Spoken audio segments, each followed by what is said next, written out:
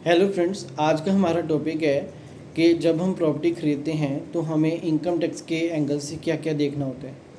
तो सबसे पहले तो हमें ये देखना होगा कि वो पर्सन इंडिया का है या बाहर का है।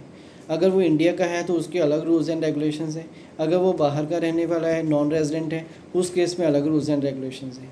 अगर वो इंडिया का रहने वाला है तो उस केस में क्या क्या रूल्स एप्लीकेबल हैं टीडीएस के रिलेटेड, इसके बारे में आज इस वीडियो में हम डिस्कस करेंगे।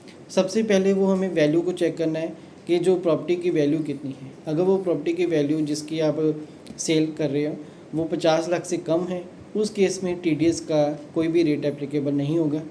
और या फिर आपकी जो प्रॉपर्टी है वो एग्रीकल्चर लैंड है, उस केस में भी आपका जो टीडीएस का कोई रेट एप्लीकेबल नहीं है। लेकिन अगर आपकी प्रॉपर्टी की जो सेल वैल्यू है वो 50 लाख से ज़्यादा है तो बायर जो है, कहने का मतलब जो ख़रीदार है प्रॉपर्टी को जो ख़रीद रहा है, उसको सेलर की अमाउंट में से जो 1% टीडीएस डिडक्ट करना होगा। 1% टीडीएस जो है वो गवर्नमेंट को डिपॉजिट करवाना होगा।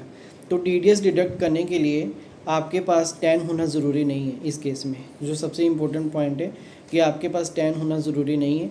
बिना 10 के ये जो टीडीएस आपको काटना है और उस गवर्नमेंट को डिपॉजिट कराना है, इसके लिए फॉर्म 26Q भी आपको फाइल करना पड़ेगा। और ये आपको सबसे पहले इसका ध्यान रखना होगा कि जो पर्सन जिसका आप टीडीएस काट रहे हो उसका पैन आधार आपस में लिंक होना चाहिए। क्योंकि काफ़ी बार ये केस देखा गया है कि पैन आधार लिंक ना होने की वजह से बाद में टीडीएस के नोटिस आते हैं, डिमांड आ जाती है। क्योंकि अगर पैन आधार लिंक नहीं है तो आपका जो टीडीएस का हायर रेट एप्लीकेबल है दैट इज़ 20%। तो यू हैव टू सी कि पैन आधार आपस में लिंक होने चाहिए सेलर के, सो दैट टीडीएस 1% जो है वो एप्लीकेबल हो जाए। जब आपने टीडीएस डिडक्ट किया है तो उसको आपने गवर्नमेंट को डिपॉजिट करा दिया।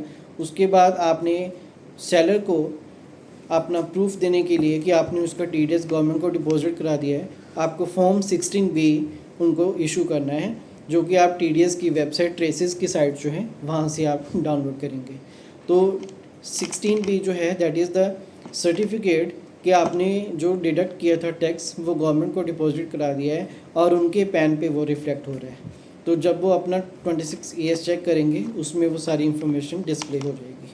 तो इस तरीके से आपको ये सारी चीज़ का ध्यान रखना होगा कि टीडीएस आपको 1% काटना है अगर आपकी प्रॉपर्टी की वैल्यू 50 लाख से ज़्यादा है, और अगर आपने जो प्रॉपर्टी की वैल्यू 50 लाख से ज़्यादा है लेकिन वो एग्रीकल्चर लैंड है, उस केस में टीडीएस का रेट एप्लीकेबल नहीं है।